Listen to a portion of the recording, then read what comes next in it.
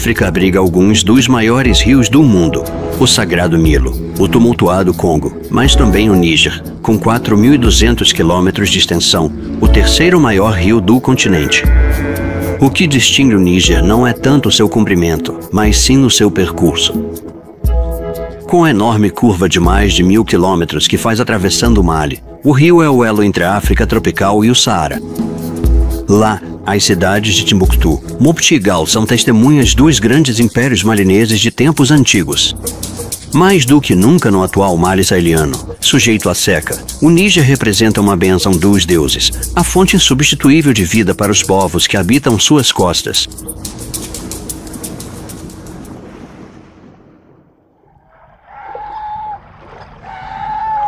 Gao, uma cidade às margens do rio, também é uma porta de entrada para o deserto. No século XVI, quando era capital do reino Songoi, mantinha comércio com Argel, Cairo, Trípoli e todas as grandes cidades do outro lado do Saara. As caravanas traziam cedo e objetos preciosos e partiam carregados de sal, marfim e até mesmo escravos. Essa época já ficou para trás há muito tempo. Hoje, Gao não passa de uma cidade sonolenta esquecida às margens do deserto do Mali. O comércio com o norte se resume a, no máximo, um caminhão ocasional vindo da Argélia, carregado de tâmaras, e que parte levando talvez alguns trabalhadores na esperança de migrar para o norte. Durante a cheia, entre agosto e janeiro, o Níger hoje é o único meio real de comunicação entre Gao e o resto do país.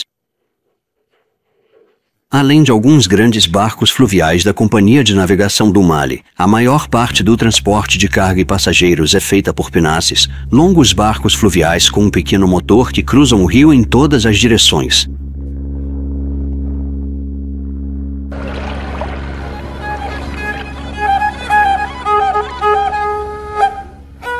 Gao é uma cidade de construções baixas, cortada por largas ruas ladeadas por casas de banco, uma mistura de argila seca ao sol e palha. Este é o túmulo dos Asquias, os imperadores Songoi. Construído em 1495, é uma pequena pirâmide com suportes de madeira para pedreiros. O túmulo é, na verdade, o minarete de uma mesquita. Do topo, pode-se ter uma vista esplêndida da cidade e da magnífica Duna Rosa de Koima. A conquista do Primeiro Império, nascido nos territórios Mandinka, irradiou a partir do rio. Ele floresceu do século XIII ao XV e chegou até a costa atlântica. O segundo, o Império Songhai, dominou todo o Sahel durante os séculos XV e XVI, tendo Gao como capital. Estamos deixando a pacata cidade de Gao e seguindo para o oeste do Mali pela Estrada Real, o Níger.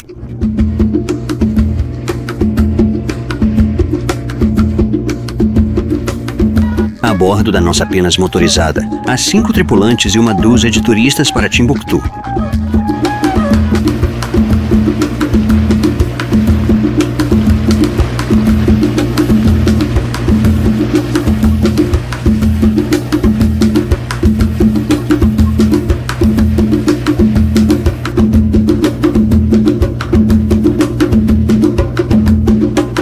Estamos navegando pelo coração do deserto. Aqui e ali, vilarejos de banco se misturam às dunas de areia dourada que descem suavemente até a beira d'água.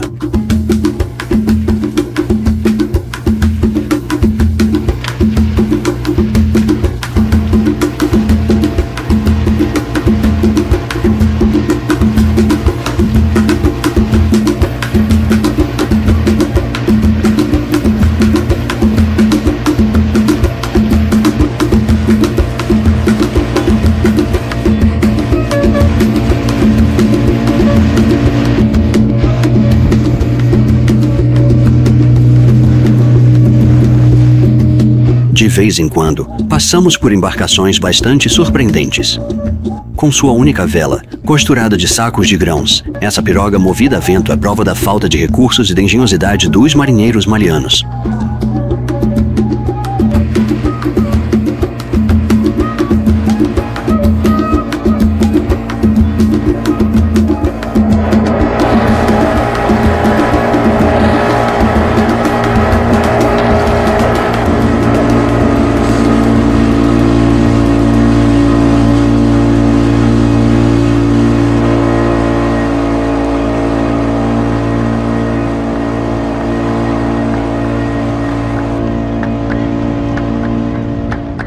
Depois de horas no rio, nos aproximamos do vilarejo de Tbilisi. As mulheres do vilarejo percebem a embarcação e, espontaneamente, começam a cantar e dançar para nos dar as boas-vindas.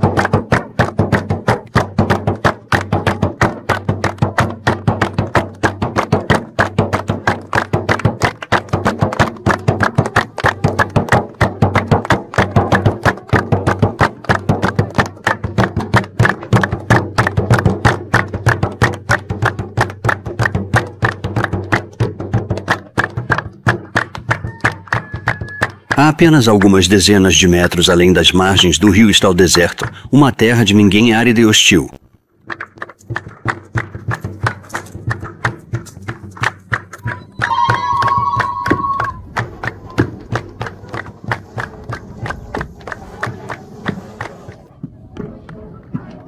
Tbilisi é habitada pelos Bozó, um grupo étnico de pescadores que vive em harmonia com o rio há gerações. A sobrevivência deles depende da generosidade do Níger. Depois que pescamos, vamos ao mercado 2 ou 3 meses. Se tivermos sorte, vender peixe lucro em Mopti nem sempre as coisas acontecem assim.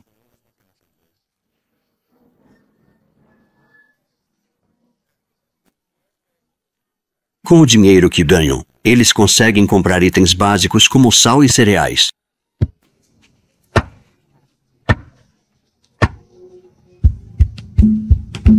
Deixamos Tbilisi e seguimos nossa rota em direção a Timbuktu.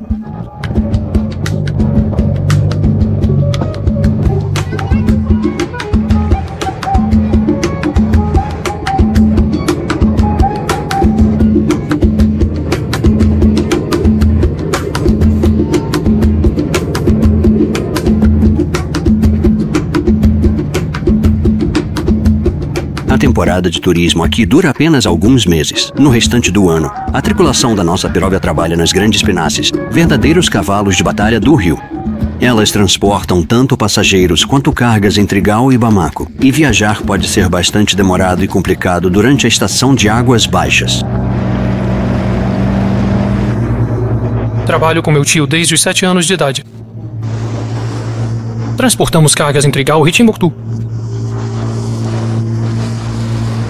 Também vamos de Gava até Derri. Você já foi a Derri? E muitas vezes de Gava até Bamba. Vamos para qualquer lugar, depende, onde tiver negócio. Quantos dias leva para ir de Gava até Timbuktu? Quando a água está baixa, leva aproximadamente 15 dias. Você já encalhou no rio. Sim. O que você faz então? É quando a água está muito baixa que ficamos presos. Então descarregamos os sacos de 50 e 100 quilos de painço. Onde? Ali na margem. E então carregamos eles novamente. É quando não estamos muito longe da costa. Quando isso não é possível, descarregamos temporariamente a carga do barco grande em penasses menores de 8 ou 10 toneladas. Como esta.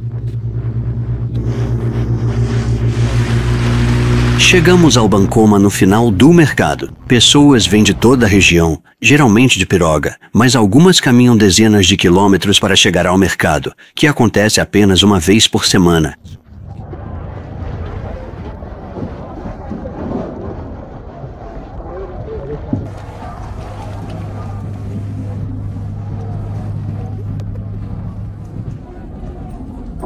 Eles vêm a Bancoma para vender, comprar ou, mais frequentemente, negociar produtos, gado, sem falar na madeira, a preciosa lenha que é usada para defumar peixes e cozinhar.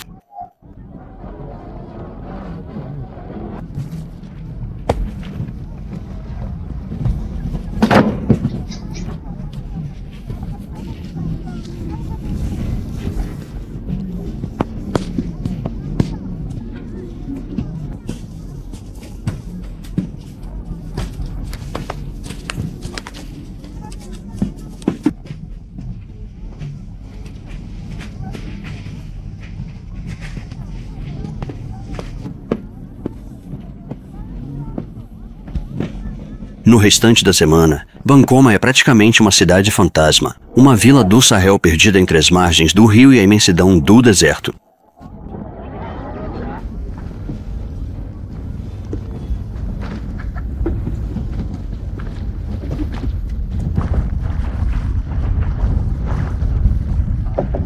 À medida que os últimos clientes do mercado se afastam da vila, seguimos viagem mais uma vez.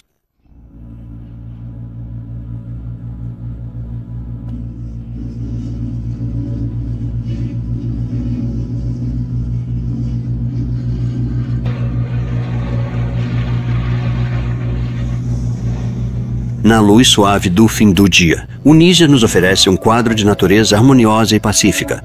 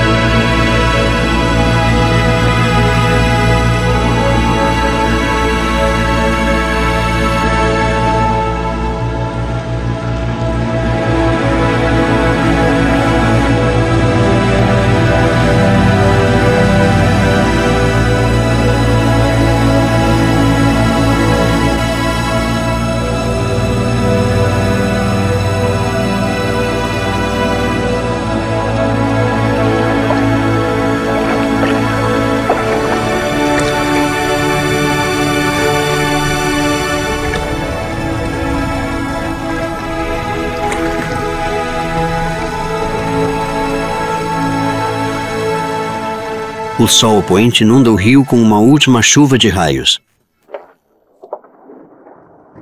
Rochas logo abaixo da superfície, bancos de areia. O rio esconde muitos perigos para arriscar viajar à noite. Paramos para acampar nas dunas.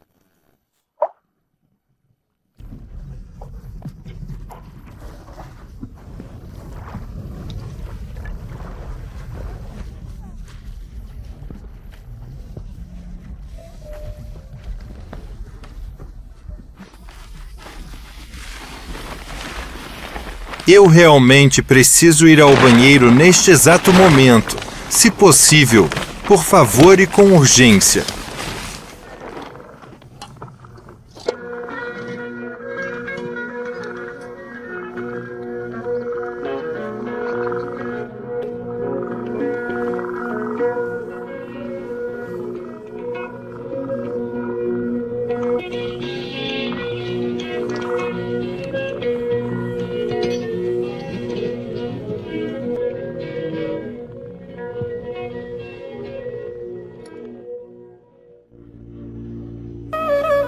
Na manhã do terceiro dia, percorremos o último trecho do rio até Timbuktu.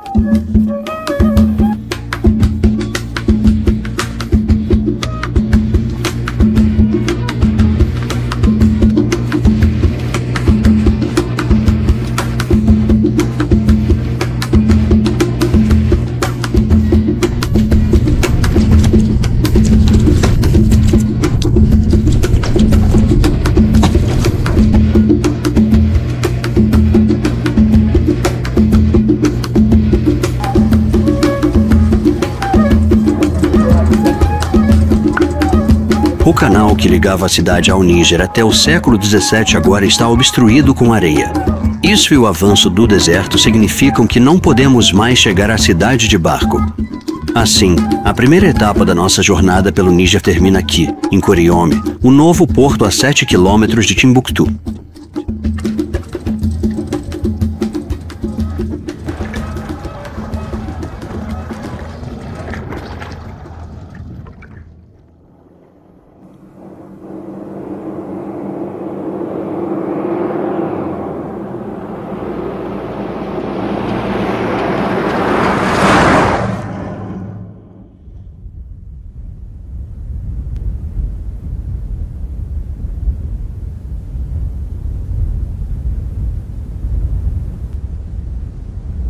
Escondida no coração do Saara, rainha das dunas, cidade do mistério. Desde o século XIV, os relatos detalhados do grande viajante Ibn Batuta, seguidos pelos de Leão Africano, Mungo Park e René Caillier, o mito de Timbuktu só fez crescer ainda mais.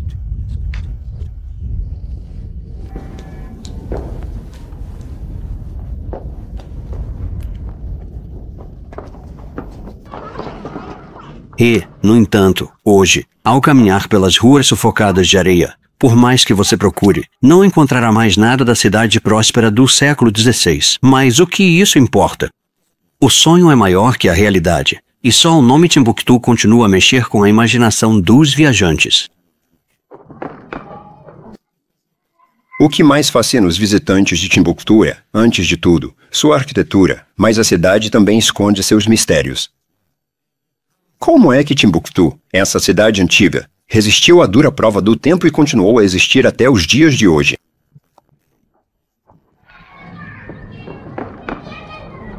Movidos apenas pelo desejo de manter o mistério vivo por mais um instante, vagamos pela cidade guiados pelo acaso e pelos fantasmas que assombram as ruas estreitas.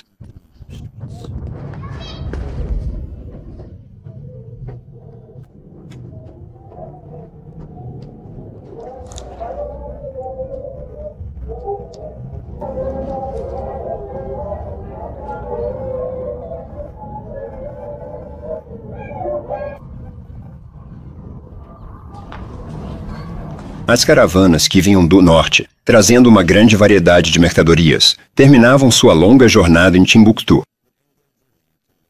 Entre as mercadorias mais importantes estava o sal-gema de Taoudeni. Havia também manuscritos, tecidos, veludo, burnus, e do lado sul, o lado do rio Níger, recebíamos principalmente cereais, especiarias e nós de cola.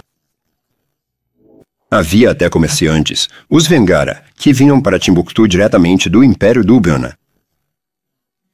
Eles se estabeleceram aqui até se tornaram parte da elite burguesa na sociedade atual de Timbuktu.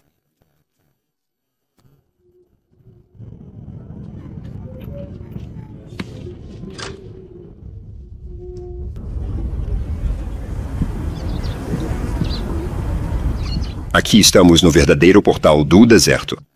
É também uma cidade ribeirinha no Níger, então é um elo entre o norte da África e a África subsaariana.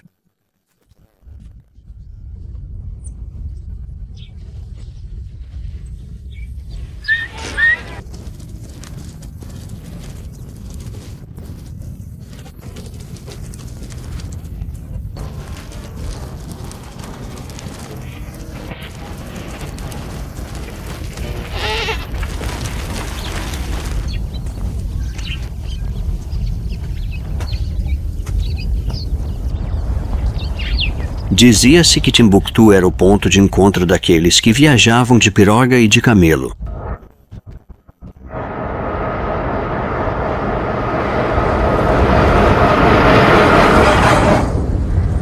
Mas os tempos em que 60 mil camelôs por ano vinham para a lendária cidade agora não passam de uma memória que se apaga.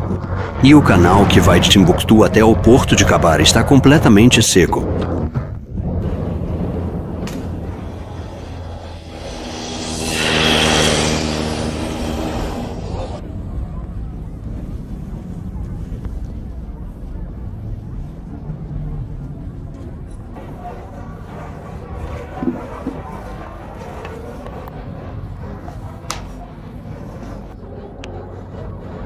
No auge.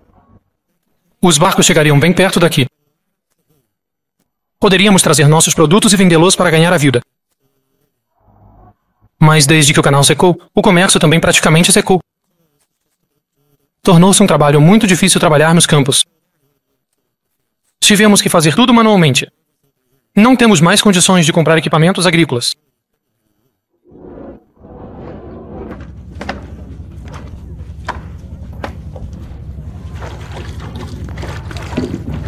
Gostaria de ver o canal voltar a funcionar e que ele fosse daqui, de Kabara até Timbuktu. Também seria bom se a estrada asfaltada fosse estendida até aqui. Isso facilitaria o comércio. As pessoas poderiam comprar pão, açúcar e todos os produtos básicos. O Islã é um dos pilares de Timbuktu. A cidade dos 333 santos abriga muitas mesquitas, mas a mais famosa continua sendo a Mesquita Sankore. No século XVI, seu prestígio era igual ao das universidades de Córdoba, Cairo ou Guiné. Timbuktu se tornou uma das capitais culturais mais importantes do Islã. É verdade que o Islã se espalhou vindo do norte, mas Timbuktu, como um importante centro, recebia de Guiné não só mercadorias, mas também homens de letras, que vinham tanto para ensinar quanto para concluir seus estudos em Timbuktu. Naquela época, havia 180 escolas corânicas. Tínhamos uma universidade com 25.000 estudantes, e a população era estimada em 100.000 habitantes.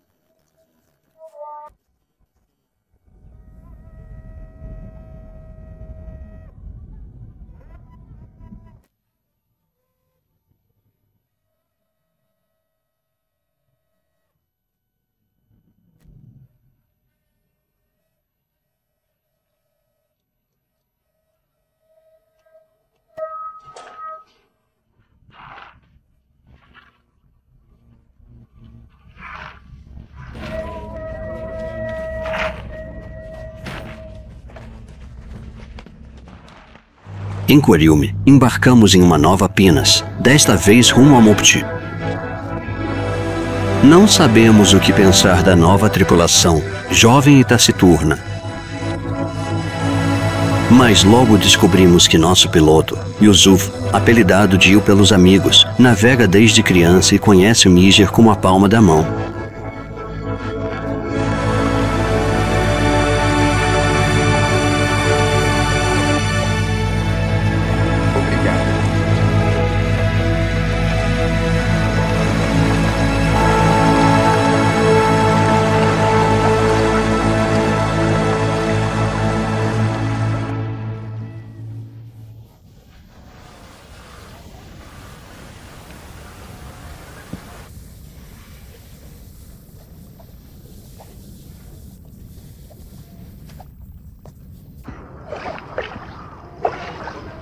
Pedimos a Yusuf que levasse a Tingin, uma pequena vila Songoi onde vivem famílias de agricultores.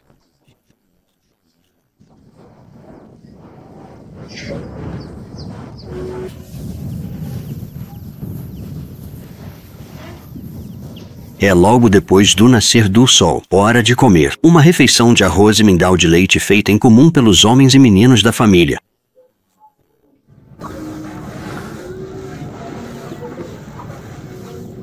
As leis islâmicas regem a vida da aldeia, homens e mulheres separados.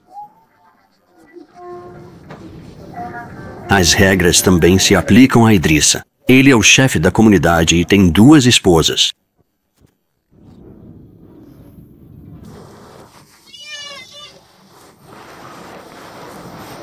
Meu nome é Idrissa Malha.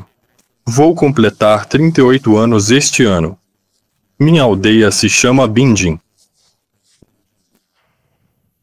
Todas as manhãs, Idrissa faz o mesmo caminho para chegar aos seus campos, tanto por hábito quanto por superstição. Assim, ele nunca passa pelo rebanho de vacas do seu vizinho Peu. Ele não gostaria de ser acusado de lançar um feitiço caso algum dos animais deles adoecesse. O campo que cultivo, herdei do meu pai. Meu pai sempre foi agricultor, e no início ele pertencia ao meu avô. Na minha família, sempre trabalhamos na terra. Hoje, a agricultura é nosso único meio de sobrevivência. Todos os meus antepassados são agricultores, e não temos a possibilidade de fazer outro tipo de trabalho aqui. Por tradição, não temos permissão para fazer outro tipo de trabalho.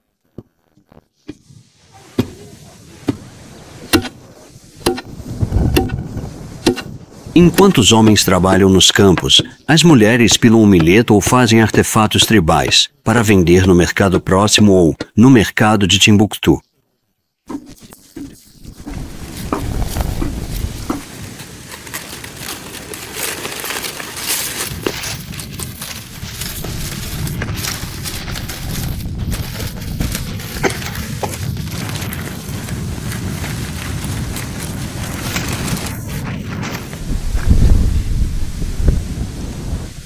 Cortamos o capim-bugu e armazenamos. Usamos para alimentar nosso gado. Às vezes pessoas pedem um pouco para o gado delas e vendemos. O bugu cresce selvagem graças à chuva e à cheia do rio. Mas agora quem o cultiva plantando sementes porque chove cada vez menos. Alguns até plantam com mudas.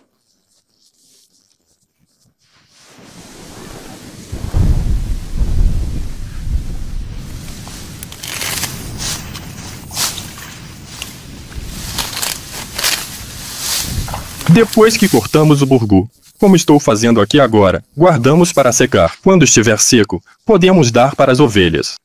Mas primeiro, temos que garantir que ele esteja bem seco. É bom para as ovelhas, purifica o sangue delas. Mas se o burgu não estiver bem seco, deixa elas doentes.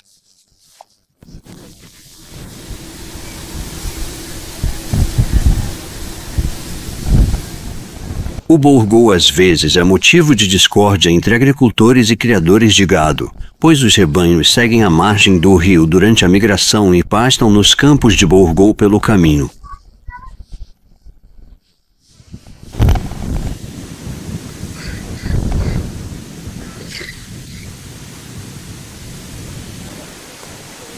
Idrissa e uma de suas esposas nos acompanham na Pinas.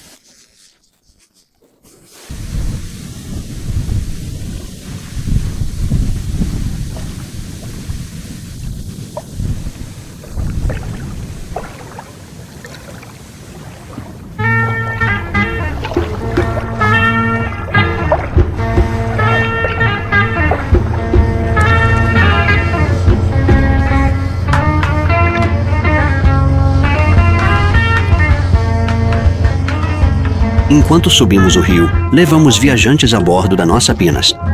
Como Idrissa e sua esposa pegam carona rio acima para visitar a família. Como Tuareg, abalado pela morte acidental de seu camelo. É forma de compartilhar e ajudar o povo do rio.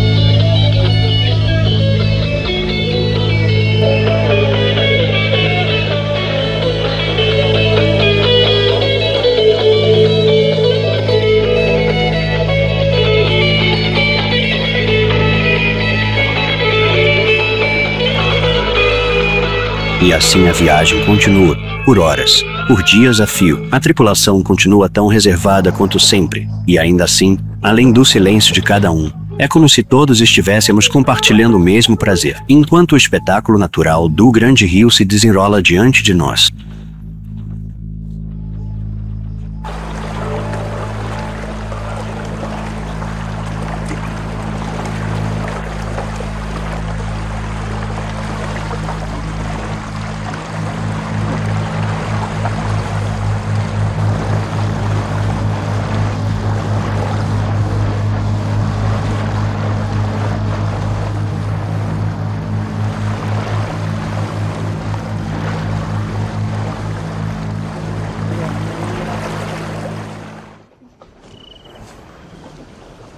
Desembarcamos em Tagafuru ainda durante a noite.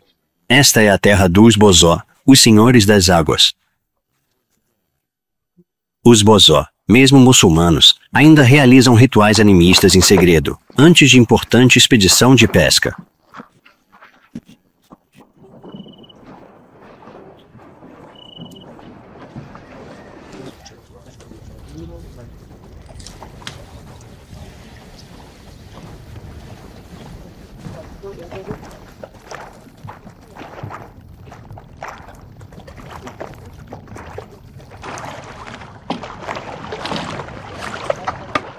Dagafodu é uma aldeia temporária, habitada apenas alguns meses por ano, dependendo do nível da água e do rendimento das áreas de pesca.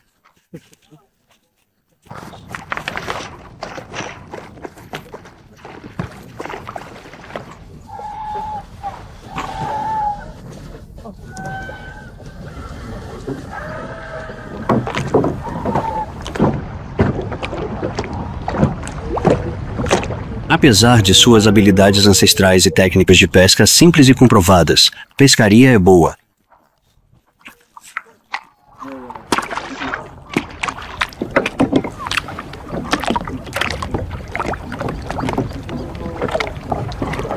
Durante as horas noturnas, quando a luz prateada e suave do luar se espalha pelo ambiente, tornando a visibilidade um desafio, por qual motivo exato eles não conseguem te avistar ou discernir a sua presença claramente? Claro. Eles te veem, eles podem até ver a rede.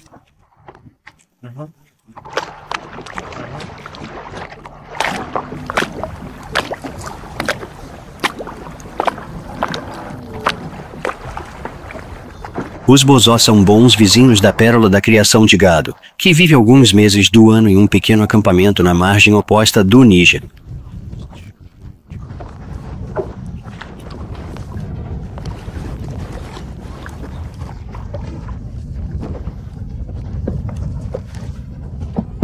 Muitas vezes, mulheres pegam carona com os pescadores para vender leite em Dagafodu.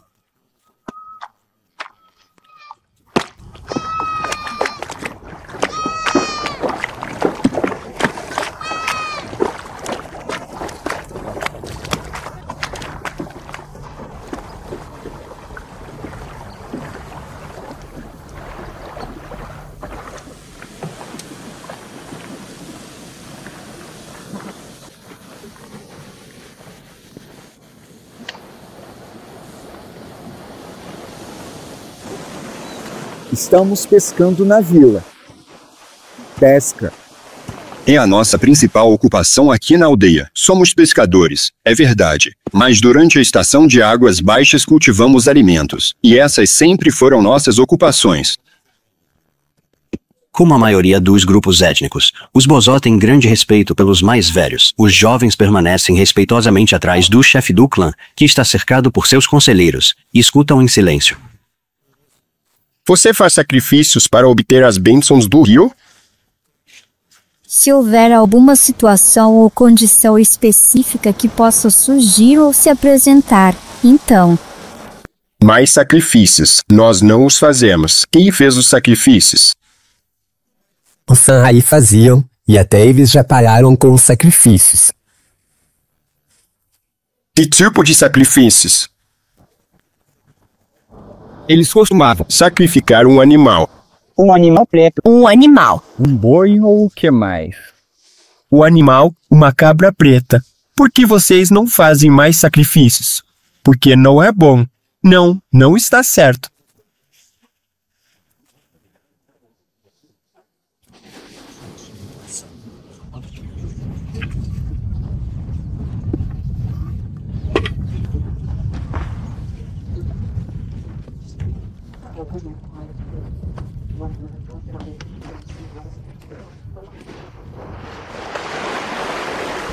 A gente falava sobre os espíritos do rio, gêmeos e muitas outras coisas.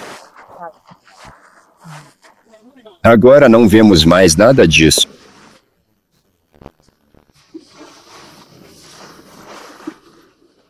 Dia após dia, eles espalham a pesca na grelha de defumação. Depois de conservado, o peixe é armazenado até ser vendido no grande mercado de Mopti, semanas ou meses depois.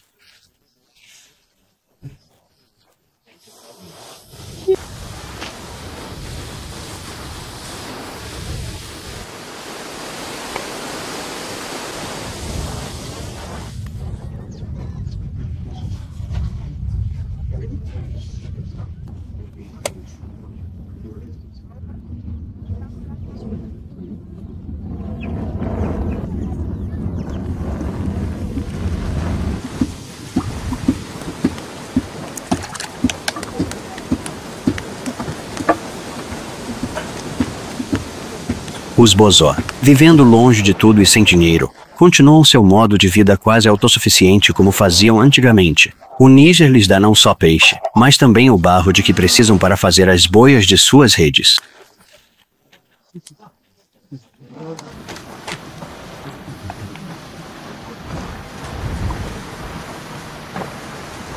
Mesmo que o rio não produzisse peixes, nunca sairíamos. Esperaríamos pacientemente. Se secar, deixaríamos por 3 ou 4 meses, talvez. Mas voltaríamos aqui para nossa aldeia.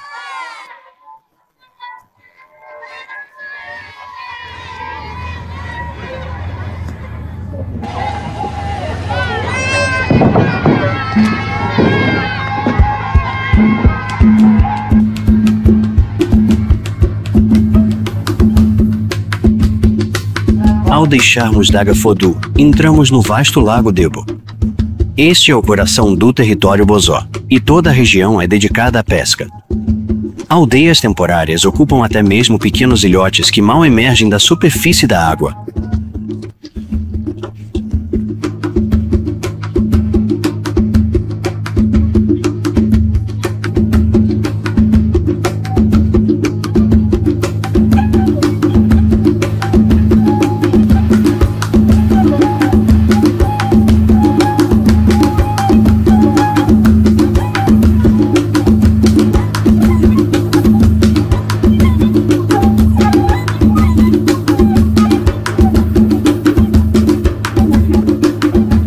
Duas horas depois, após colônias, chegamos à margem oposta do lago.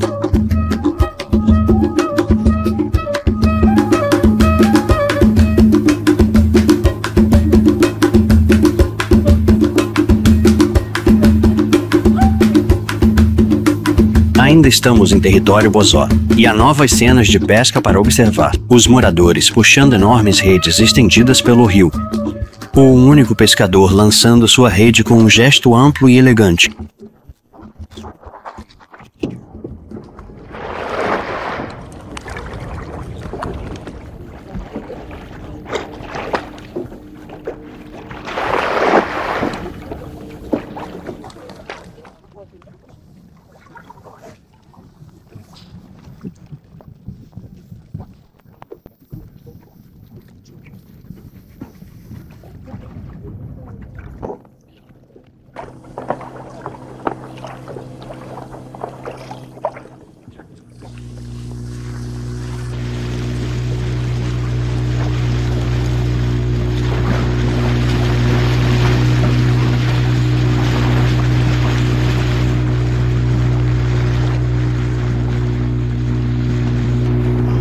A viagem de Timbuktu a Mopti leva 4 dias, e como há poucos lugares no caminho para comprar suprimentos, decidimos parar em Liafunke, que tem um dos maiores mercados da região.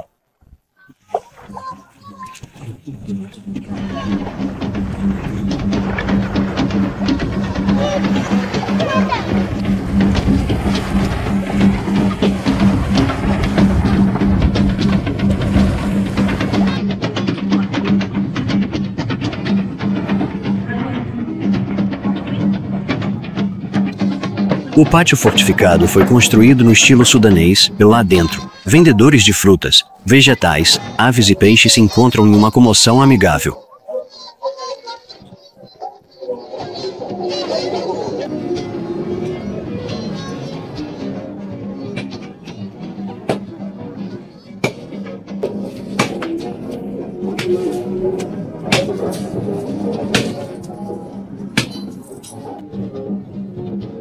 mas sim.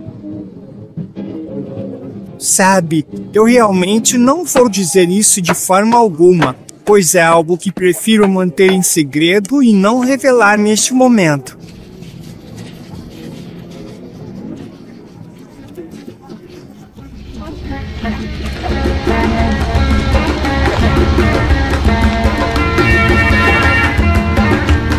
Continuamos nossa rota em direção a Mopti enquanto o cozinheiro prepara o peixe do mercado.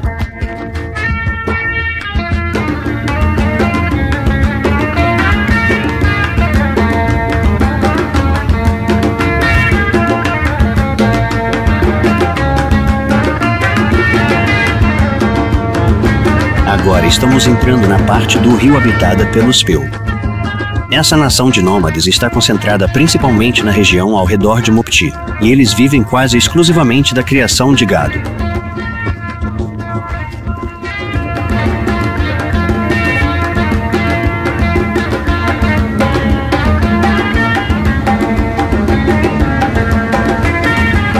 Além da reputação de coragem e astúcia, os Peu também são muçulmanos fervorosos.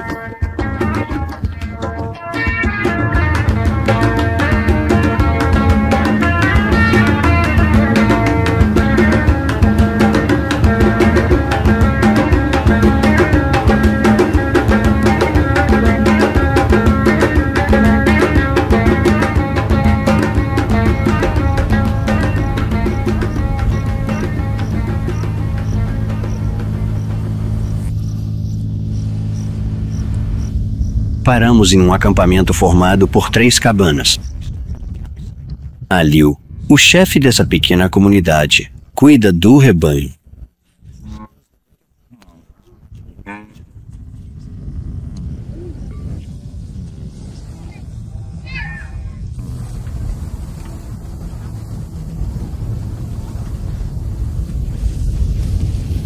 Aqui, onde estamos agora, é território do Enza. Deixamos nossa terra e vamos ficar aqui um tempo até que as chuvas comecem a chegar. Depois vamos voltar para casa porque você sabe que entre aqui e Kona somos considerados estrangeiros. No caminho para cá, paramos para dormir e partimos novamente pela manhã.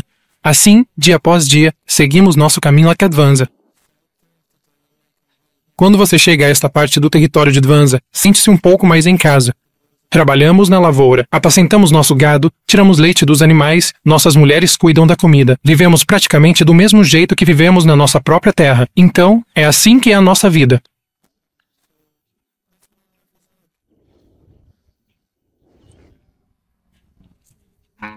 Fora a migração, nós, os pobres, vivemos no mato, damos água ao nosso gado, vamos até a beira do rio e estamos sempre procurando um lugar com um pouco de capim, porque precisamos muito de pasto. Então, é assim que é a nossa vida.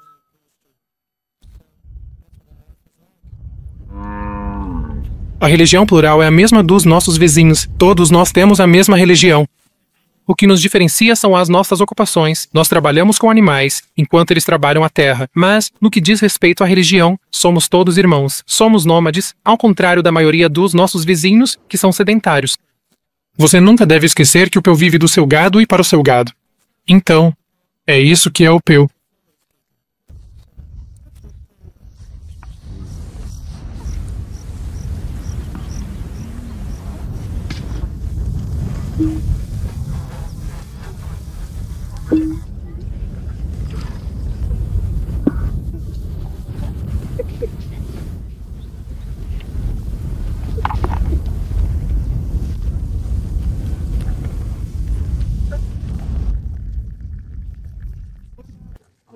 As mulheres Peu são consideradas entre as mais belas de toda a África. A beleza física é tão importante para elas que passam horas arrumando o cabelo e se enfeitando com uma quantidade de joias. Um sinal particularmente distintivo é a tatuagem que contorna os lábios delas. Eu estou verdadeiramente feliz por estar aqui neste momento.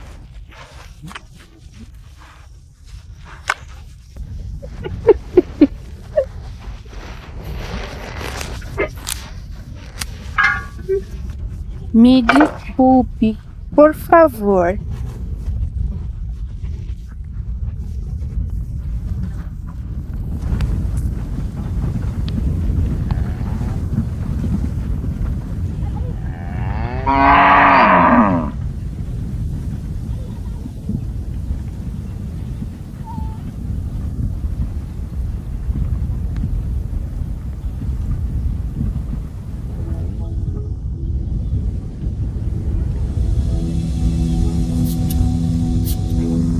última etapa da nossa viagem nos leva a Mopti.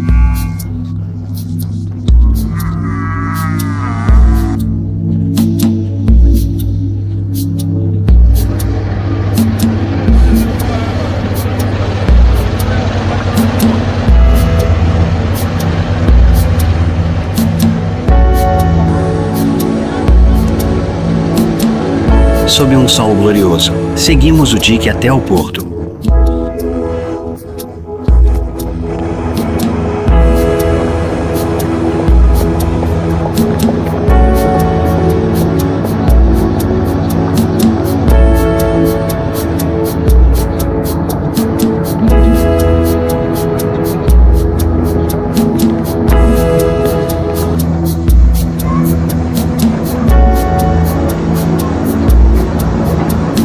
A estação de águas baixas já começou, e os grandes barcos do Rio da Kunave permanecerão atracados por vários meses. Agora começa a temporada das pinasses, que chegarão aos montes amanhã, quinta-feira, o grande dia de mercado.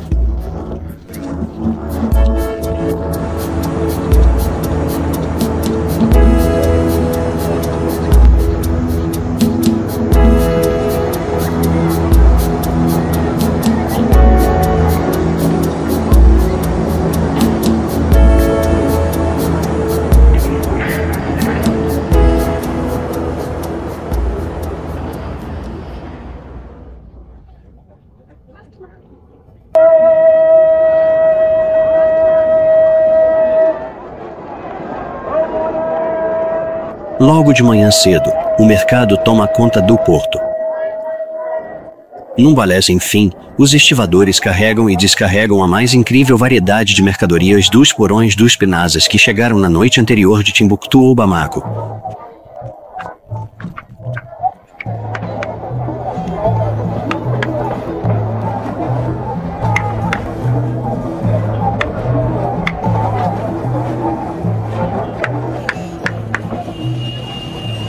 Peu, Bambara, Songwe, Tuareg, Bozó, Tukulur.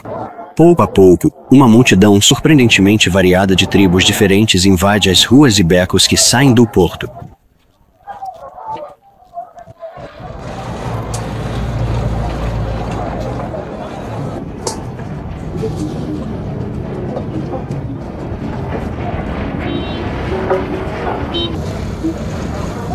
O mercado de Mopti é provavelmente um dos centros comerciais mais ativos da África.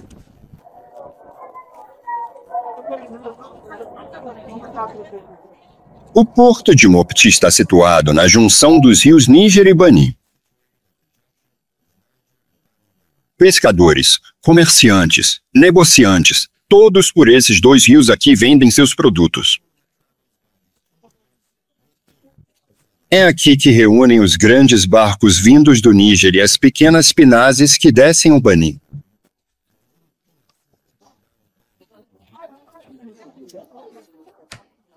Quando o nível da água está alto, durante o inverno, os barcos e pirogas do rio podem navegar. Mas durante a estação seca, quando o nível da água baixa, as pinazes param. Então, só as pirogas menores, com capacidade entre meia tonelada e 10 toneladas, conseguem navegar. Há muito movimento. Cerca de 2.000 pinazes utilizam o porto. Existem pinazes de 40 toneladas, 15 e até 10 toneladas. De 100 toneladas, 20. Elas transportam peixe, arroz e sal de Timbuktu.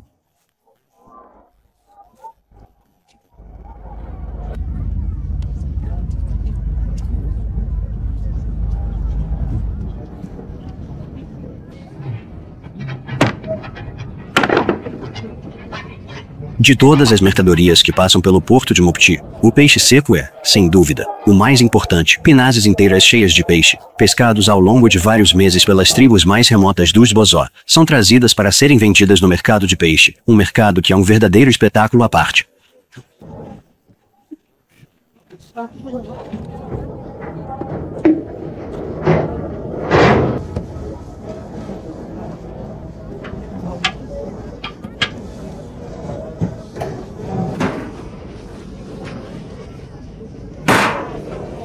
Separados, classificados e expostos em pequenas pilhas, os peixes serão vendidos no mercado de Mopti, para habitantes da cidade e pessoas de toda a África Ocidental.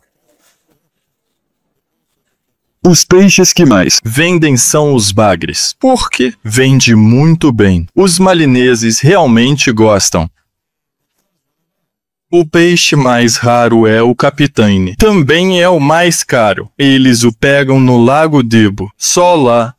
Sim, alguns compradores vêm de Burkina Faso, da Costa do Marfim e até mesmo de Gana, por exemplo. Eles compram peixes aqui e depois os enviam. Nós vendemos 30 toneladas de peixe por dia. Há mais de 50 barracas de peixe neste mercado.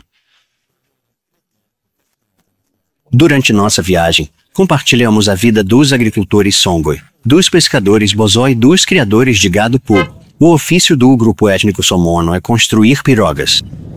Todos os barcos que vimos desde que saímos de Gao foram construídos por esse único grupo étnico, o Somono. De todas as oficinas Somono do Mali, a de Mopti é certamente a mais importante. Existe uma diferença entre as ocupações do Somono e dos Bozó. Ambos são pescadores, mas não se pode dizer que todos os pescadores são Bozó. Todo mundo pensa que as duas comunidades praticam as mesmas atividades. No entanto, existe uma diferença. Os Bozó pescam e constroem pirogas, os Somono pescam, mas são eles que fazem as redes e, além disso, realizam sacrifícios no rio.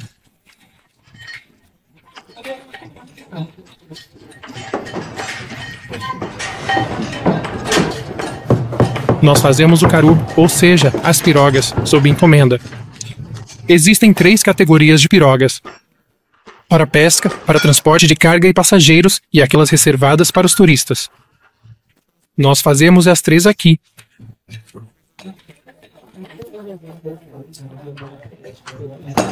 Para o lançamento, há uma grande celebração e um sacrifício realizado, na maioria das vezes, pelo dono da piroga. O sacrifício acontece antes de o barco ser lançado na água. Depois disso, a piroga está pronta para uso. É o sacrifício que abre o rio para o barco.